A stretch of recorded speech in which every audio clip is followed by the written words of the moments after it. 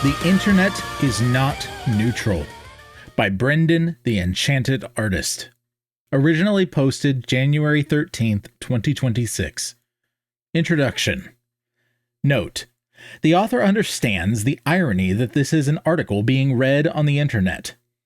Jerusalem, Jerusalem, you who kill the prophets and stone those who sent you, how often I have longed to gather your children together as a hen gathers her chicks under her wings, and you were not willing. Look, your house is left to you desolate. Matthew 23, verses 37 through 39. Science fiction is a genre that I tend not to partake in. This isn't because of any deep philosophical or theological reason, nor is it any disdain or malice. Simply put, I like fantasy better. I love the unseen world, the dance of things beyond our understanding, that there is depth and meaning beyond what we can see, touch, feel, and that we can evoke that meaning into tangible force for good, or in terrible cases, for ill. This doesn't mean I am completely unaware of the genre. I know that one common trope, theme, whatever you wish to call it, is the idea of man making something that goes beyond his intention. Frankenstein's monster, Terminator, Star Trek the original series, Season 2, Episode 24, and probably a number of others that I haven't mentioned, all speak on the idea of man creating something and it becoming or doing something not intended. Among other themes, I am aware it is not the only one in each example. Unfortunately, such a basic universal statement that has been proven time and again was bound to happen once more. And I regret to say, the more I look, the more we have done that for what is now considered a foundational element of our society. The internet is now something that most of us cannot seem to live without. Work, school, even day-to-day appointments are facilitated by this thing. We hold in our hands a device capable of accessing more knowledge than the largest library to exist in millennia prior. And yet with this, there has been a marked decrease in attention span. This study by Gloria Mark, or this study done by Microsoft, increased porn addiction, and somehow students are more illiterate now than they have ever been, though we could argue whether or not that is due to efficacy of the public school system rather than the internet by itself. Why? How did this happen? Misuse, abuse, negligence, and an inability for us to recognize that the physical has spiritual implications. Terms and muddy water. As someone who does not enjoy debates but understands the importance of language, I am cursed with now having to add qualifier because of how utterly infuriating terminology can be. As a society, we have decided collectively that for some reason we can use terms that mean two separate but adjacent things. In this case, the internet has two distinct meanings. Firstly, there is the physical apparatus. The internet in a nutshell is a series of computers linked together for the purpose of sharing, distributing, and storing data or files. If you want a crude analog example, it's a bunch of filing cabinets with conveyor belts between them and magic hands that pick up papers and place them in the correct drawers. Oh, and each file cabinet has a photocopy machine built into it, because that is a thing. The second way we use the internet is to refer to the, as we call it, space that users operate in. These would be websites, chat rooms, but also refers to all the people we interact with. Basically, it's like a massive city. Similarly to how we sometimes talk about New York or Los Angeles, it refers to that city itself, all the shops, warehouses, apartments, parks, and other things. But it also refers to all the people in the city as well. Now, many of you are probably saying, aha, now he has made these definitions. He will say that the physical internet is fine, but the social element isn't. He made an argument and defined his terms in a way that he is always right.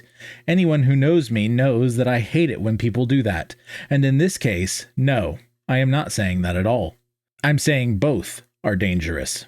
Data packets and guns. One of the biggest issues I had wrestling with this was that I am not someone who believes in gun control. I understand that evil people exist. I also understand that if an evil person wants to do something evil, making it evil to have a tool that can be used for evil won't stop him from being evil. Okay, that wasn't clear. Let me try again. Guns are functionally a tool. They can be used for good, such as hunting to feed your family, but they also can be used for evil, namely murder. If a man's heart is set on murdering someone, they are going to do it regardless of if they have access to a tool that makes it more efficient. However, gun control also doesn't make sense on the level that most crimes involving gun violence involve firearms that were illegally acquired in the first place. Adding layers to make owning a gun criminal only affects the people who obey the laws in the first place. It doesn't in any way, shape, or form affect the criminal who is using the gun in the hypothetical scenario. This means also that the good guy is less likely to have a gun to stop the bad guy. And while in theory the magistrate should be the one to execute justice and enforce the law, sometimes there is no time to wait, and action has to happen to stop the evil from being done. So what does this have to do with the internet? Well, what I was wrestling with was the idea that the internet is just a tool. It is simply a method of data transfer. It isn't in any way, shape, or form automatically harmful. Someone could send the entire Bible over the internet to someone, thus doing a good by sharing the gospel just as easily and just as efficiently as someone who could send a pornographic image or put out a call for violence. How then could I say with certainty and with a meaningful framework founded on truth say that the internet is dangerous? How can I say that technology is not neutral? This plagued me for quite some time. It took a discussion with my father to break the barrier I was stuck on, and it was a very simple and what is now obvious statement from him that solved it. The gun affects the physical realm. The internet affects your thoughts, which means it has spiritual implications. That line opened up the whole thing. Remember what Jesus told his disciples. Watch and pray that you may not enter into temptation. The spirit indeed is willing, but the flesh is weak. Matthew 26, verse 41. The infrastructure of the internet is a gateway for ideas, for information, and for things that operate in our minds and hearts. The individual physical components might not do harm, but when wielded, it has the potential to do more harm to a person than any other thing. On top of it all, we have built the technology to be accessible to us 24/7. Before, information was limited in location. You had to go to a library, spend time there, then walk away and were allowed to process what you consumed. There was a break from the information flow. Similarly, newspapers and TV brought you information, but it was limited to set time periods. The limit to when you get information allowed you to have freedom to both live your life and process what you had seen. This new technology doesn't have those limitations. It is with you all of the time, in your pocket at the very least, if not on a computer you use for work or recreation. It is the equivalent of being in a fortress and having a gate that is the length of your wall. And the way most of us use it, there is no door. Only men standing between what you hold most dear and the monsters of sin and death from the outside. Never mind that the majority of the internet sites now have algorithms to maximize engagement and infinite scroll loops, making the gate not only larger than you can protect, but has food and shelter for the monsters you are trying to keep out. Furthermore, the mere fact that the tool is available pulls us towards its use. We have created machines that are designed to remove as many barriers as possible and to streamline processes that were more complicated before. Our pursuit of easier lives has made machines that we orient our lives around. We cannot think of a way of living and interacting with other people without filtering it through the device. The fact that there are so many memes about applying for jobs online and being unable to do it in person is example enough. Even if that meme isn't true, and you can just walk into a place and hand them your resume, it doesn't remove the fact that the idea has already spread. The spirit is willing, but the flesh is weak. If we were in a perfect world, Christ would have returned and we would be singing, doing our work, glorifying God, and living in his light without temptation or desire to sin. Unfortunately, we are not in that world. We are here on earth, post-resurrection but pre-return, and we are called to live there and act with wisdom in that space. The internet, having spiritual implications, should lead us to be extremely cautious about even approaching it, let alone using it. But as is, we daily delve into a world that is rife with porn, dopamine addiction via overdose, and other rampant sins. We live in a world of temptation, a primarily spiritual condition that impacts our physical frame. We should not be surprised when a physical frame that impacts a spiritual element of our lives is rife with temptations. There is a rebuttal amongst many in the Christian and particularly postmillennial crowd, the ones who say that all things are to be redeemed under Christ. This rebuttal boils down to, do not remove the human sin from the thing. If you commit a sin using the tool, the sin is still yours and you cannot blame the tool. In one sense they are right, but in another, that really isn't how that works. You see, amongst the Reformed, there are other forms of Protestant evangelical deep-thinking denominations. There is a Pseudo-Gnosticism that has arisen. Functionally, they focus so much on the internal spiritual self and how important your relationship with Christ is, they minimize the impact the physical world has on you, if they even acknowledge the deeper meaning and spiritual element of the world around you at all. This is what the line, "do not remove the human sin element," implies. Of course, our sin is ultimately our own. Saying the internet is not a neutral force does not remove that. Yet by putting the blame solely on the individual and not also including the tool, assumes a mastery of the self that no one on earth can have, and it assumes that objects cannot affect you on a spiritual dimension. If we believe that sin has touched every part of our lives, as the doctrine of total depravity says, then we can in no way, while we are still alive, have the mastery of ourself to resist temptation forever. We understand this in other places. We don't bring recovering alcoholics to parties with alcohol or to bars. We remove drug addicts from the situations that cause them to fall into the habits in the first place, and we remove weapons from people's homes if they have suicidal ideation. But put on the Lord Jesus Christ, and make no provision for the flesh to gratify its desires.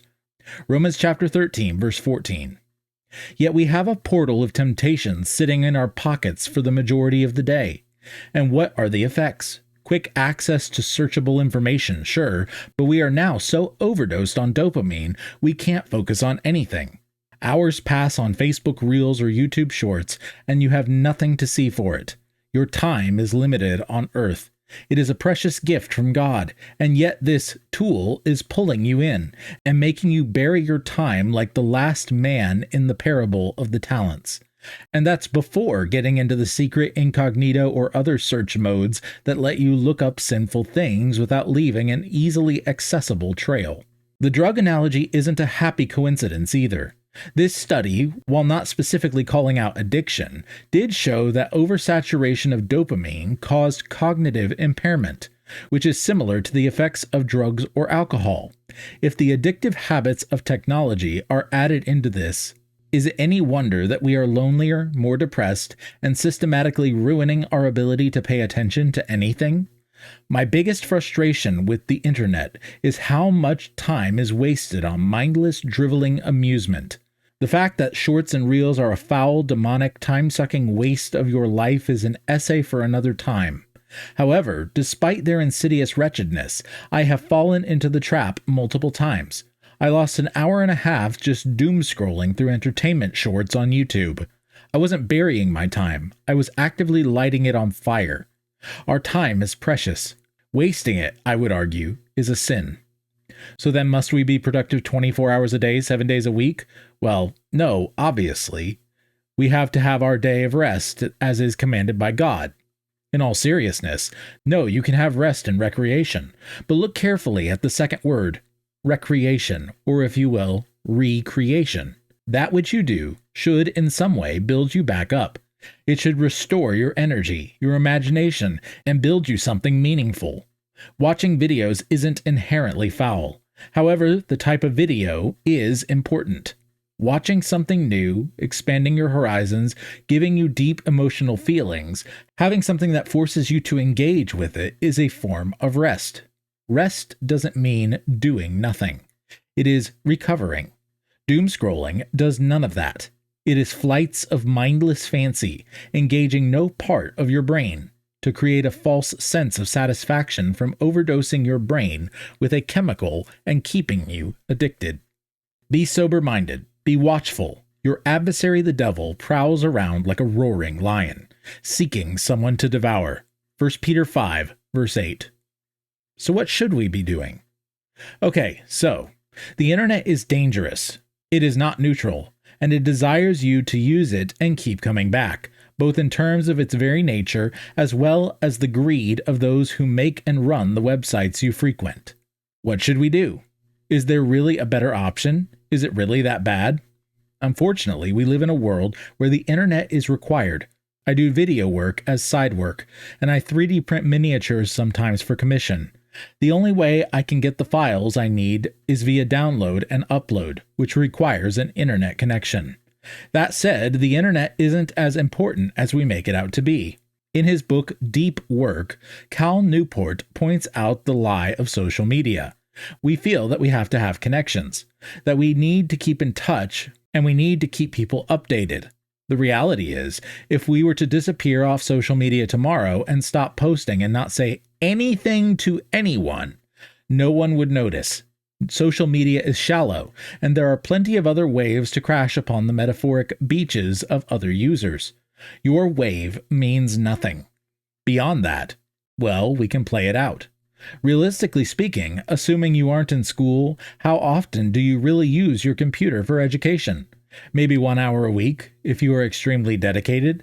For the rest of us, it is probably closer to 1 hour a month.